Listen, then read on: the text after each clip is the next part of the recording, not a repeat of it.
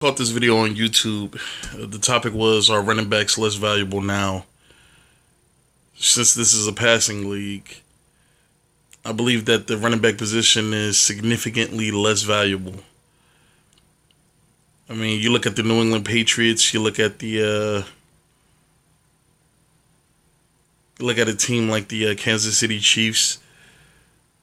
Shit, you look at the Los Angeles Rams this year.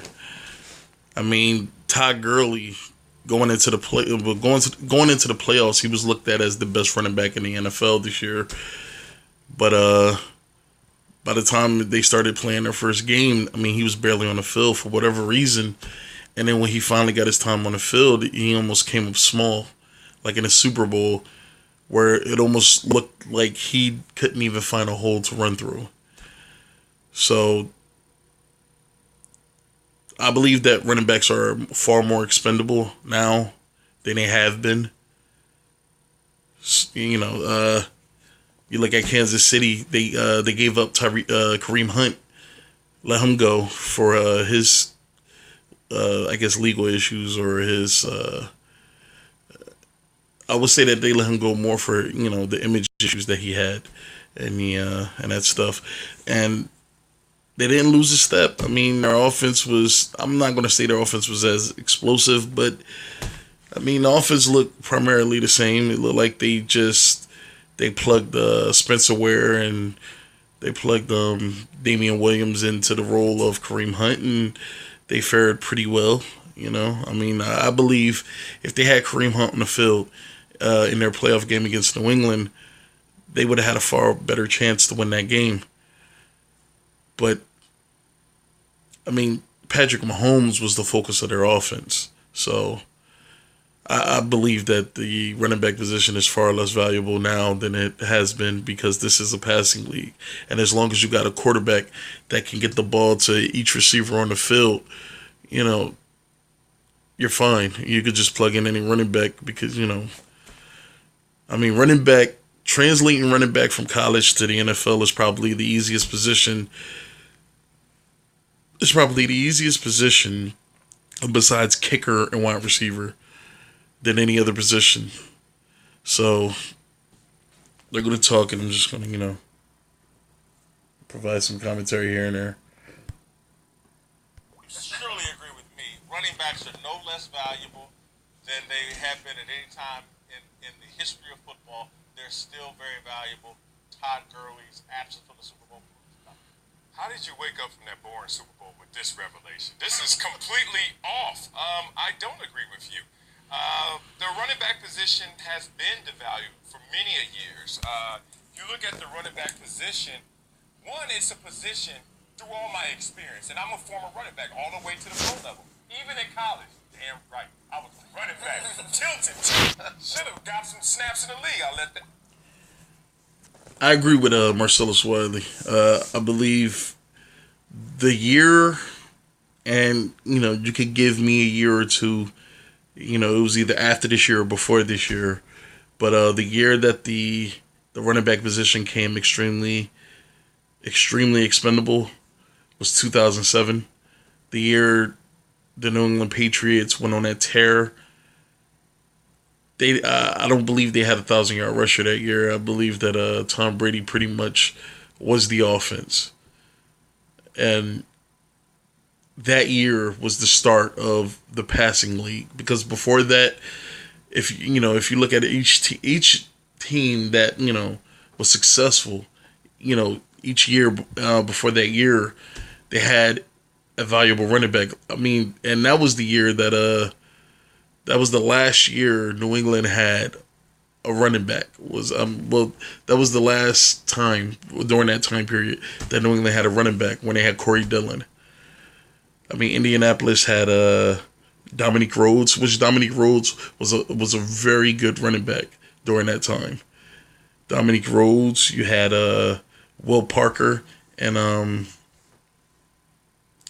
believe his name is Will Parker, and I haven't said his name in so long. In Pittsburgh, I mean, that was around the time when Jerome Bettis retired. I believe Jerome Bettis retired before the 2007 season. You also had Brian Westbrook, I believe, was still in the league. you had valuable running backs. Adrian Peterson, you had valuable running backs during that time. And then after that year, slowly but surely, it seemed like you didn't need as good of running backs, as you do. I mean, you didn't need as good of running backs years to follow as you did before. Green Bay. Green Bay is a great example of a team that could win, that won without a running back, because they plugged Ryan Grant. Ryan Grant was, he was applied to that offense during their playoff run. He wasn't even on the team during the season. He was plugged in during their playoff run, had a great playoffs, and they wound up winning the Super Bowl that year. And he had really great games that year. But he was a no-name running back. Nobody knew anything about him. That's why it was so surprising when he played well, because nobody knew anything about him because he was just plugged in. So running backs are very expendable. I'm not saying running backs aren't valuable. Like, if you put them out in the field, you don't need them to run for 100 yards. I'm just saying, as far as if I have a team and I have a team with 4 running backs on my team, none of my running backs are more valuable than the other, honestly. And that's just the way the league looks at it now, because the quarterbacks are the face of the team, or the owners want them to be the face of the team. Like Tom Brady. Tom Brady's the face of the team. He has the prototypical look that every owner wants their quarterback to have. He's a good-looking guy that, is very charismatic, apparently. He's an extremely nice dude, and his teammates love him, and the fans love him. And the media, for the most part, when they're not trying to kill him, they love him. And that's what every owner wants out of all their quarterbacks. I mean, Jared Goff he's going to be the next one up if he can ever get his shit together. He's going to be the next one up. Carson Wentz was on that wave before he got hurt. And then people started to fall out of love with him. So, yeah, I believe 2007 was around the year where it was the last valuable. Let go. It's a position where, if you look at the position, you can find normal guys that can give you exceptional production. And it's weird because it may not last, it may not be forever, but there have been times where I've looked at our running back core and I'm like, we don't have a lot of high choices there, but we still are doing a great job in terms of running the football. I give you some numbers that proves what I'm saying. Only 3 teams have won the Super Bowl with a Pro Bowl running back on the roster since 2000. Let me see if I could try to remember what team. Can't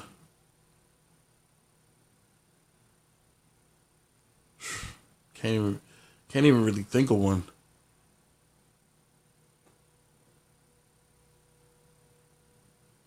Yeah, I can't even think of one, honestly. It might have been the Giants. I mean, or it could have been the Steelers. It could have been the Steelers' second run, because Parker wasn't a Pro Bowler, and neither was Bettis. So it could have been the second run. And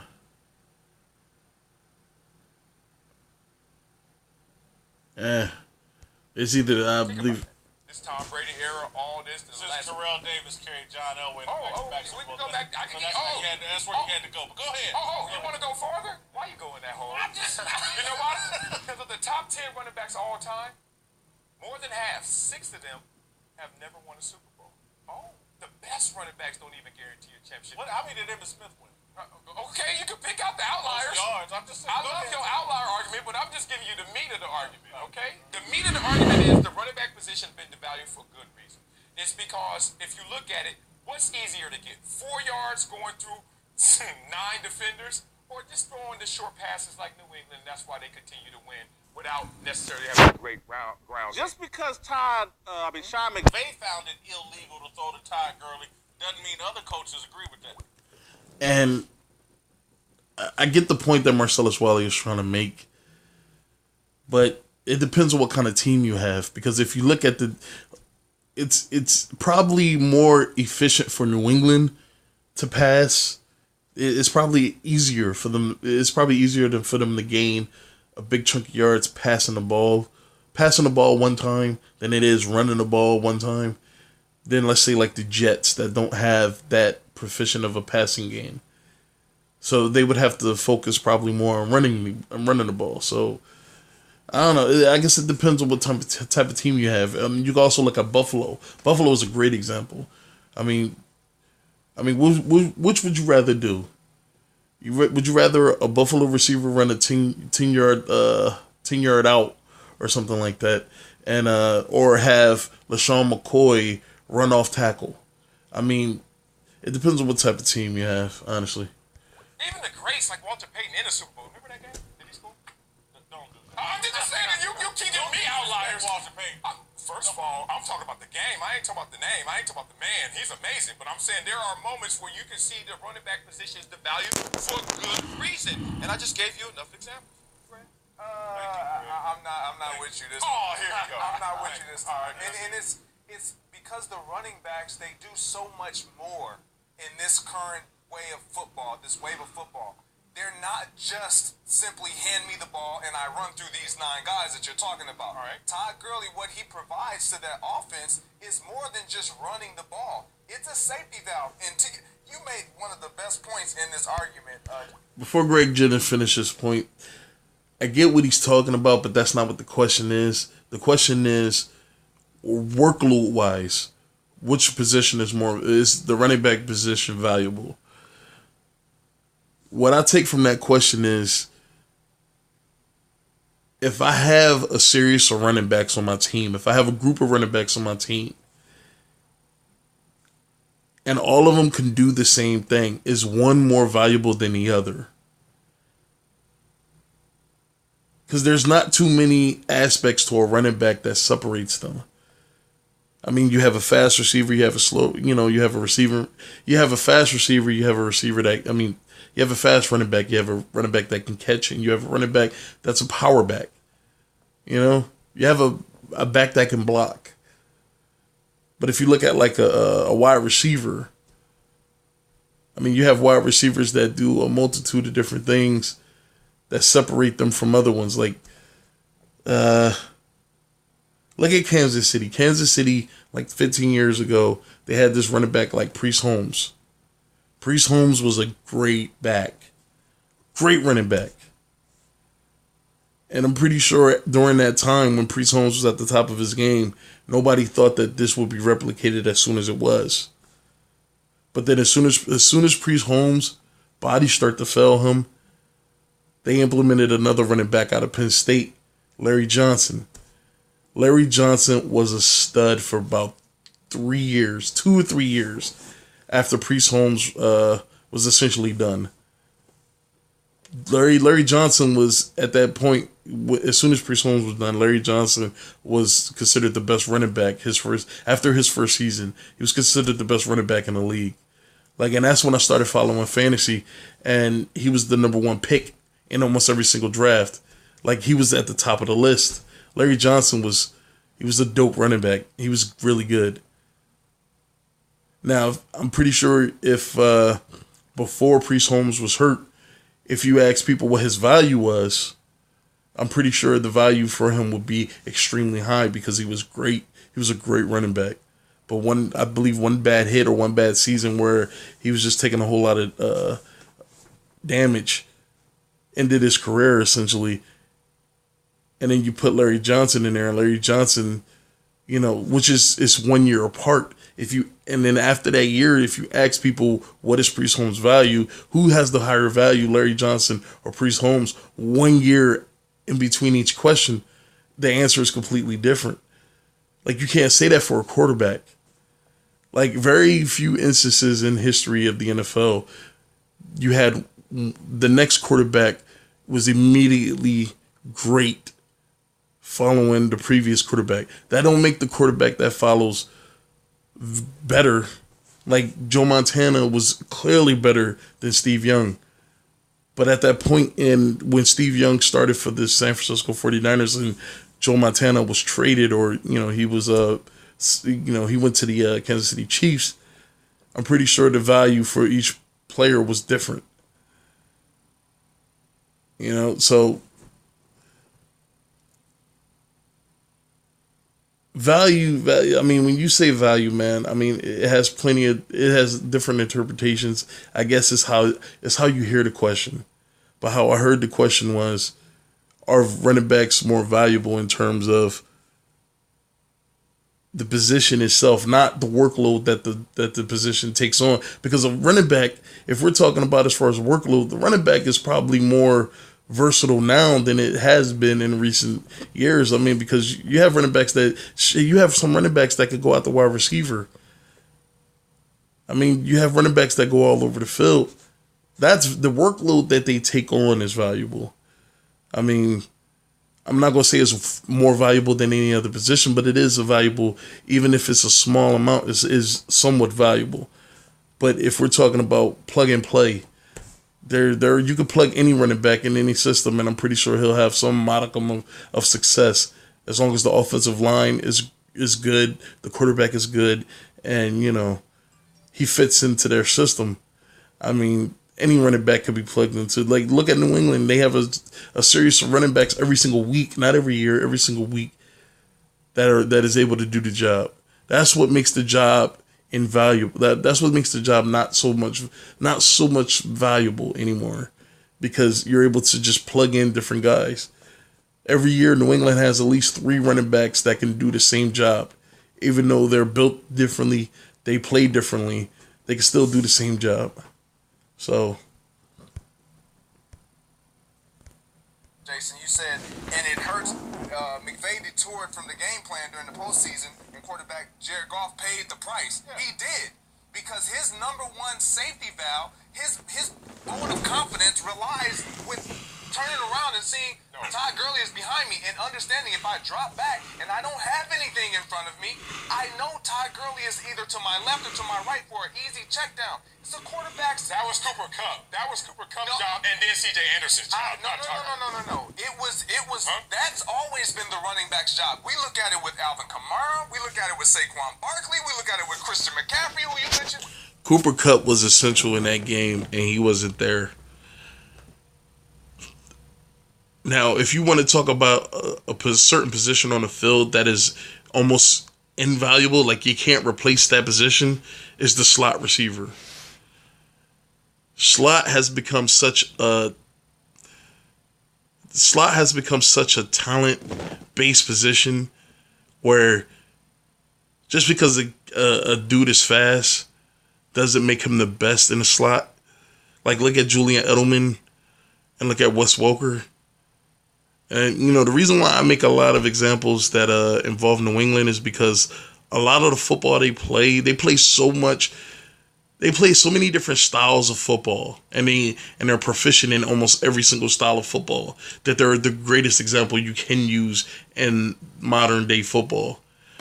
But the slot receiver is so invaluable, and Cooper Kupp was Jared Goff's guy. Like, if you look at his numbers in the start of the season, Jared Goff's and Cooper Kupp's, that's his go-to guy. Robert Woods is not his go-to guy. Brandon Cooks is not his go-to guy. You could have seen in the Super Bowl. Not his go-to guy. Jared Goff missed Brandon Cooks so much. You could just tell they're not used to relying on each other. You could just tell. They're not used to relying on each other. So, Cooper Kupp was a big subtraction from what the Rams do. And I'm pretty sure Sean McVay knows this. And I'm pretty sure in that moment where Sean McVay looked shell-shocked in that Super Bowl, he realized, Goff is having a rough time, and I'm pretty sure it's probably because Cooper is not here. Cooper Kupp is his guy. Cooper Kupp was a baller until he got hurt. And then you just slowly started to see the decline of the Rams.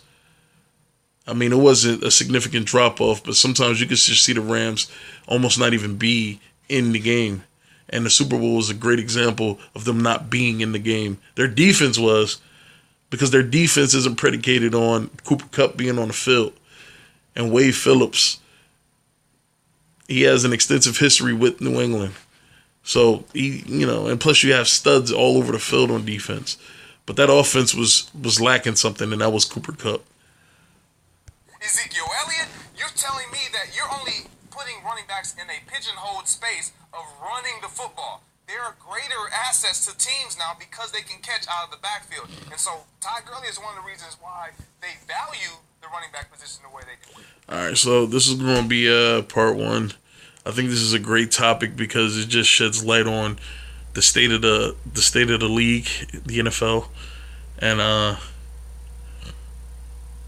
don't know. I'm not saying that the running back position will be obsolete, but the running back position will slowly diminish in value the more that they focus on the quarterbacks. And even wide receiver has